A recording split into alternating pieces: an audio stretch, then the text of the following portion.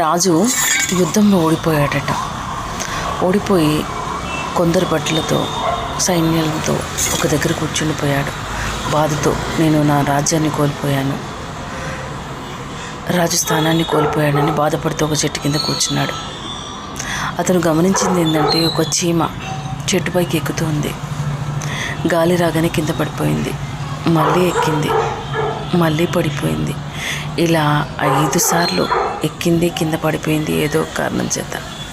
తర్వాత 6వసారి ఏమైందంటే, అది చెట్టు బెరడు చాటు నుంచి ఎక్కడం స్టార్ట్ చేసింది. అలా చెట్టు పైకి ఎక్కిపోయింది.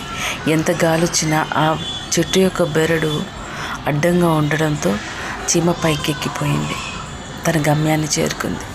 అది చూసిన తర్వాత రాజు అనుకున్నాడు, చీమ తన ఓటమిని కూడా లెక్క చేయకుండా మళ్ళీ ప్రయత్నం చేసి తను ఏం తప్పు చేశాను అని చెప్పి తెలుసుకొని దాని బెరడు చాటు నుండి పైకెక్కి తన గమ్యాన్ని చేరుకుంది కదా, నేను కూడా నా యుద్ధంలో నేను ఏం పొరపాట్లు చేశాను అని చెప్పేసి మళ్ళీ ప్రయత్నిద్దామని చెప్పి సైన్యంతో మనం ఏం పొరపాట్లు చేస్తాం, మన యుద్ధంలో ఏముంది లోటు అని చెప్పేసి మాట్లాడుకొని మళ్ళీ యుద్ధానికి తయారైపోయాడు. యుద్ధం గెలిచాడు, మళ్ళీ రాజ్యాన్ని సాధించాడు, రాజయ్యాడు, మళ్ళీ సంతోషంగా ఉన్నాడు. సో ఇదే మనం తెలుసుకోవాల్సింది. మనం ఇక్కడ లోటుపాట్లు ఏం చేస్తున్నాం, పొరపాట్లు ఏం చేస్తున్నాం తెలుసుకొని అవన్నీ సరిదిద్దుకొని ముందుకెళ్తే ఖచ్చితంగా విజయాన్ని సాధించగలుగుతాం కదా. ఏమంటారు? చిన్న కథ బాగుందా? నచ్చితే తప్పకుండా లైక్ చేయండి, మీ కామెంట్ ఏంటో తెలియజేయండి.